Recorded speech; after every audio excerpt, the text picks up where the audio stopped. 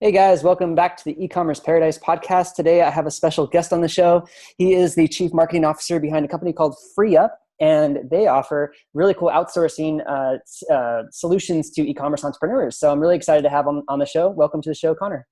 Hey Trevor, how's it going? Thanks for having me on. Doing great, man. Yeah, we know that scaling an e-commerce business can be a lot of work and very, very tiresome, but also exciting. And it's a really cool process. A lot of people, especially solopreneurs, they go through a lot of growing pains. And so you guys started FreeUp after you kind of went through your own growing pains. Do you want to talk about your story, or founding story a little bit? Yeah, that would be awesome. I'm glad to share. So yeah, my business partner, his name is Nathan Hirsch. Him and I met while we were still in college, and we decided to start our first business there. We saw a need or a problem on campus, actually. There were students who were buying textbooks from the bookstore, spending $200, $300 on every one. And then at the end of each semester, the bookstore was offering them $10 to $20. The bookstore was kind of exploiting these students. And we saw that Amazon was still selling these books as well, and we could possibly sell them for more.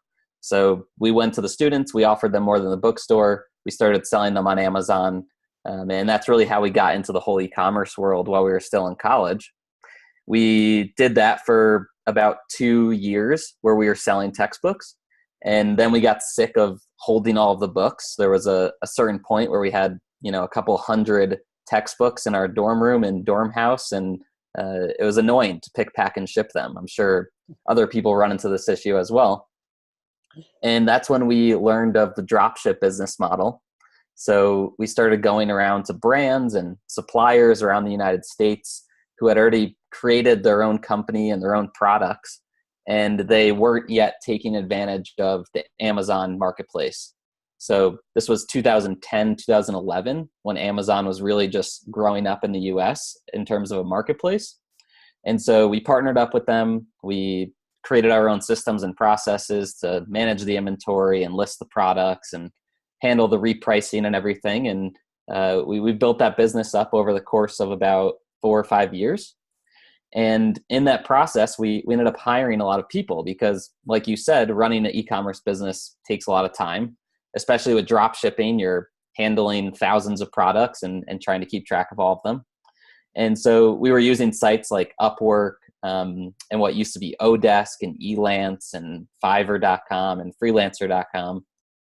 We'd go there, we'd post a job, we'd get all these applicants, we'd try to hire the best people.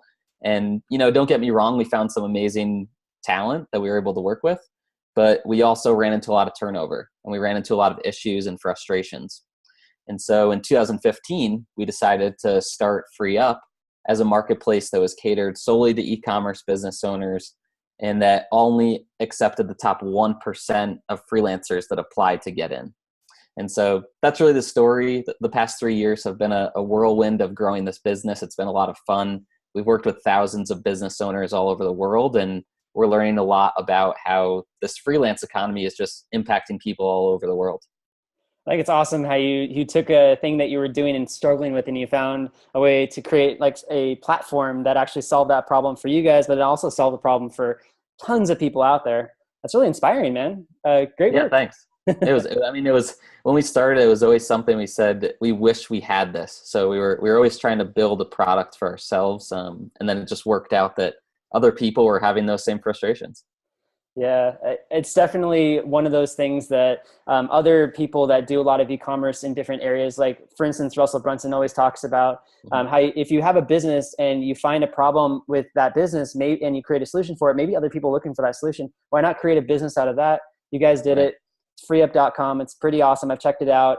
Yeah, you guys do have some really cool freelancers in there. Really quick though, before we jump into that, I actually wanted to mention, it's funny, you guys are selling books around the college campus. I was actually kind of doing the same thing. That's sort of how I got my start with e-commerce as well. I had an Amazon selling account, and I had all these books left over from my college courses. It had cost me a bunch of money, and I realized that I could sell them on Amazon at the end of the semester. And so I did, and we had some extra cash and everything. So that was cool. So that's kind of funny. It's funny. We have some starting stories. It's so funny. I've heard from multiple Amazon entrepreneurs who I've networked and met that a lot of people who found their way that way. They ran into it just from selling textbooks in one way or another. So it is funny where you find those commonalities. Yeah, I'm actually reading the book, The Everything Store, right now, and it's really Oh, nice. wild how much crazy stuff Amazon went through in their startup, a couple of decades of startup. Like you said, in 2010, they really started growing in the States. I mean, they had been doing tons of stuff, crazy stuff back in the 90s. I wasn't even aware of Yeah. that before. It's just kind of before I was even like plugged into the internet. Yeah. And the stuff they went through back in the early 2000s was crazy. And you talk about drop shipping. What was it like back then, drop shipping on Amazon? Can you talk a little bit about that and like how crazy it was and what kind of things you had to deal with as an entrepreneur through that? Yeah, absolutely. It was somewhat of the Wild West. I mean, today I think it's a lot harder. There's so much more competition, and almost everyone's drop shipping or private labeling or taking more advantage of the marketplace. Back then, sometimes we were the first seller to go on to big product listings, whereas today, there may be 100 people trying to sell it. And then in terms of drop shipping, Amazon they didn't have as many rules around it either. So they didn't know if you were necessarily fulfilling it or if it was going to go through FBA. So there was a lot less rules, and I would say you could probably get away with a lot more. And you didn't need to know as much about Amazon as you do today and their policies. So it was interesting to learn about it then, and then start to go through the transition. I would say 2014, 2015, 2016, Amazon really started breaking down their policies for third-party sellers and for FBA sellers more. And it's become kind of what it is today. So a very cool experience to see that transition. Definitely. Yeah, things have changed a lot in the last 10 years alone, much less the 10 years before that. Things are evolving rapidly in the e-commerce world. It's really incredible to see kind of unfold in front of us, with all the new advancements with Shopify and eBay growing as well, and Amazon and all of the other big websites out there now. It's really, really cool what is possible. Can you talk a little bit about like the exact sort of things you guys went and found, like the problems you had and like the solutions you found from outsourcing through that dropshipping business that you were able to take into free up as a sort of experience? Yeah, absolutely. So one of the biggest issues that we had as business owners, it all came back to our time. That was one of our biggest issues we found when we were trying to outsource. So like I said, we were going through all these different job sites, and we were posting a listing for someone that could help us list new products from suppliers of relationships we had created.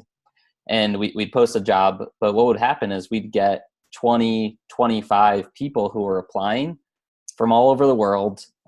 We'd have to go through their profiles. We'd try to see if they had relevant experience. We'd maybe invite 5 to 10 of them to an interview.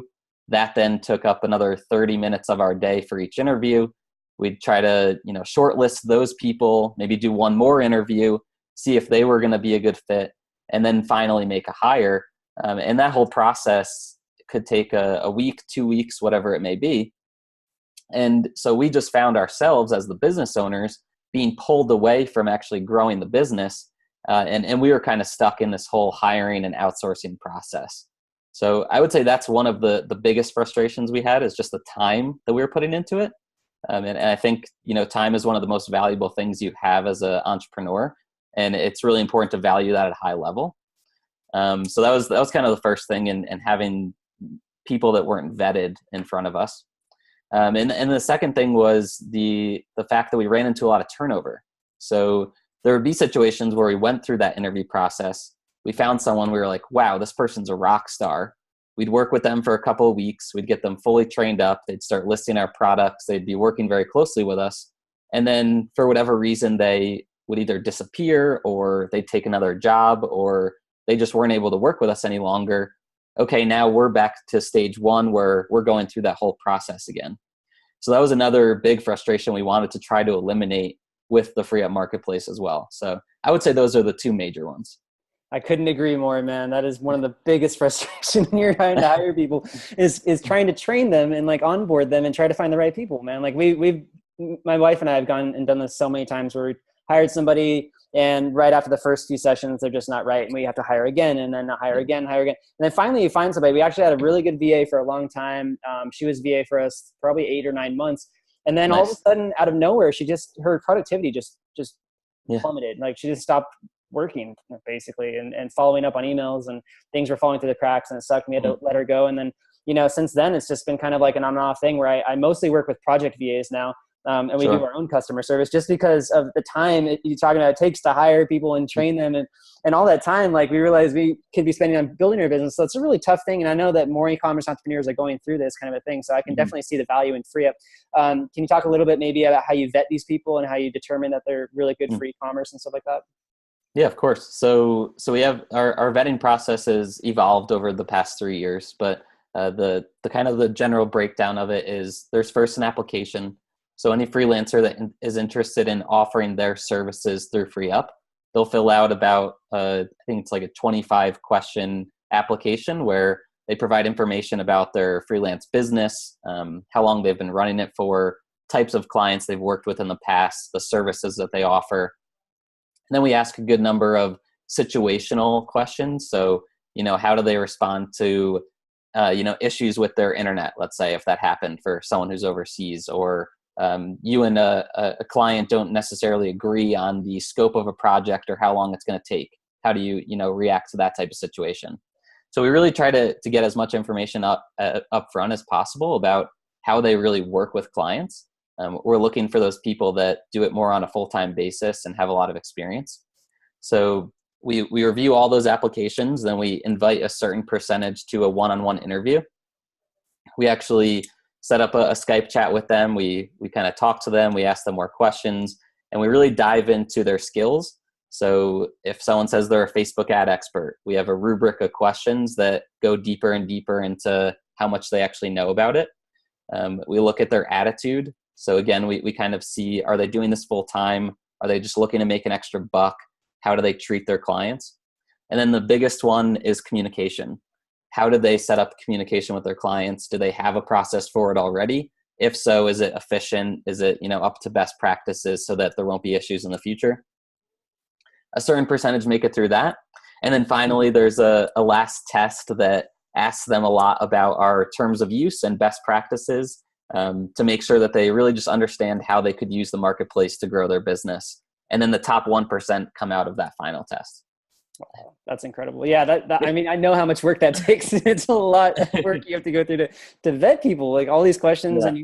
And it's hard to know like what the right answers are, like who's giving the right answers. And not only that, but like the difference between somebody who's emailing you an answer versus someone who you phone chat. It could be completely different.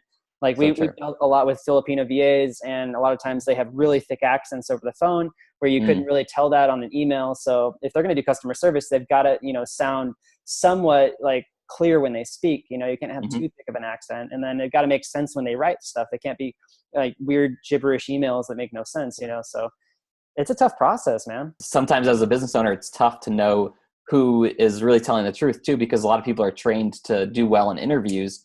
So it doesn't really stop there. You want to make sure you give them a test project if you think you found someone that's a good fit as well, because they may have just done really well in the interview, but their work may not actually reflect it. Makes sense. Yeah, I think all these things are really important. And I think also a lot of entrepreneurs that are just starting out for sure, and they're starting to scale their stores, they don't really understand what they should be doing when they go through the hiring process. It's very confusing. You could stumble a lot when you first get started. Do you have kind of an onboarding process for entrepreneurs with FreeUp and kind of train them how to work with these people? Absolutely. Yeah. I mean, we run into this all the time. We have a lot of entrepreneurs who are just getting into it, or have maybe hired a VA in the past, but didn't have success with it, and are looking for that type of advice. So we kind of break it down into a few simple steps. The first one is just knowing what you're looking for. So that's kind of, you want to identify the thing you want to take off your plate, right? If you're an e-commerce entrepreneur, you had mentioned customer service. Maybe it's that. Maybe that's taking up a lot of your time, and that's something you want to try to take off your plate. Well, make sure you know what exactly they're going to be doing. Are they handling email? Are they handling phones? Do you have, if they're doing customer service for you, you had mentioned some people in the Philippines have heavier accents. Is that something that's important to you? Make sure you're checking on that as you interview them. See if they've worked for past e-commerce businesses, if that's important to you. Make sure that if you want them working on Eastern hours, if they're able to do that. There's all these kind of questions that you can answer to yourself up front before finding the person that can really help you in that process. And then the next step is just using a site. It could be FreeUp, it could be somewhere else where you actually start to meet some freelancers and put them through this interview process, and kind of try to vet out the top people that could be a good fit for you. And then the last step is the onboarding, which I think a lot of entrepreneurs look past. They think they found someone that they like. They just throw them right into it without much guidance. And then they're surprised 2 weeks later that that person isn't doing everything that they had expected them to. So we always recommend setting up a meeting right after you hire someone, talk to them about the expectations of what they should be achieving each day, have them set up daily or weekly communication check-ins with you so that you know what they're up to and you can stay in communication. And just so that you're on the same page, give them the business goals, let them know really what's going on so they can be as efficient and effective as possible. Yeah, that's all really important stuff. I know the onboarding process is definitely time consuming, but it's worth it, right? You know, like e-commerce entrepreneurs, if you want to outsource, if you want to automate your business, you have to start outsourcing at some point to free up your time. I mean, it really is required. You know, there's no way about it because there's not necessarily a computer program yet that's like AI super intelligent that can understand customer issues, you know, like maybe someday we'll get there. I really do hope so. There's chatbots. That'd be awesome. There's some email automation you can do, but like they can't really tell like customer emotions. You can't really tell like where someone's at exactly in the sales funnel process if you're doing that. So until that happens, until it gets here, we got to find other human beings that can help us. And the best thing about the world is that there are other places in the world where it's not as expensive to live. So you can hire people to do this stuff like in the Philippines, you know, and it's way cheaper than hiring somebody in the States. But yet I've heard e-commerce store owners and stuff like that talk about how like hiring somebody physically in the States is actually a really good thing too. So, I mean, you kind of hear both sides. And what do you think about that? You guys probably work with people all over the world, right? Do you see a big difference between people in the Philippines versus people in the States quality wise? Good question. For us, I think it really comes down to the business owner's preference. Some just aren't comfortable hiring someone overseas, and they just view it differently. It's harder for them to wrap their head around them doing as high a quality of job as someone here in the US. We as business owners have seen great work come out of the Philippines. We have a large support team with FreeUp that are from the Philippines, but we also hire a good number of US freelancers who specialize in higher level activities like Facebook ads and our Google AdWords and our blog writing. That type of stuff we'll keep in the US so that it's at a very high level. But I think there are areas where VAs from the Philippines or other areas can also add a lot of value to your business. Yeah, I think that's important to understand that again, outsourcing is all different types of things. It's not just customer service, it's also, like you said, blogging, Facebook ads, web development, graphic design, all these things. And exactly. Yeah, especially with web content, you really want to hire somebody that's a native English speaker, probably lives in the States, has an idea about like the market a little bit better than somebody who's on the other side of the world who just has no idea of American customs and, just the marketplace or whatever. So yeah, that's important. That's really good. We as business owners, I think it's really hard sometimes to break down exactly what we should be outsourcing. Do you have any tips on people like at what point should they start outsourcing, their business, that kind of thing? Yeah, of course. So I think the tipping point usually for entrepreneurs is if they're already working 8 to 10 plus hours per day and they still have projects on their list that they want to get done that could continue to grow their business, it's probably time to start thinking about it. And the way you can do that is, create a full list of all those tasks you're handling. I bet there's 2 to 4 to 6 hours of that day that are tasks that are repetitive. They're either mundane or you have a full process written out for it already. Those are things you could easily start to take off your plate and outsource. The other reason why a lot of entrepreneurs outsource as well is there's a project that requires a skill set they don't have. So if you want to start doing advertising to drive traffic to your store, but you have zero experience with it, sure, you could take 6 months to a year to try to learn it and do it yourself. But you could outsource that to someone who's been doing it for years, has worked with, tens or even hundreds of companies and can handle that for you. So I think those are usually the two main reasons. You've run out of time or you need a skill set you don't have in your team. Couldn't agree more, man. Those are excellent reasons to outsource. Some of the things I need to do more of is outsourcing for sure. So if anything, you got definitely a customer in me. So if you guys out there want to sign up for FreeUp, check it out. I believe you can set up a free account. I have a link actually, ecommerceparadise.com/freeup. It's FreeUp, but it's with 3 E's, right? Free E-up. So exactly. when you're typing that in, it's free E-up. Yeah, I'll put a link in the description and everything like that. Connor, thanks so much for being on. I think it was really, really helpful. Honestly, like the biggest thing that is, keeping entrepreneurs back from growing more is outsourcing enough and properly. So you guys are doing a great thing over there at Free Up, man. Keep it up. Awesome. Thanks for having me on. I appreciate it. For sure.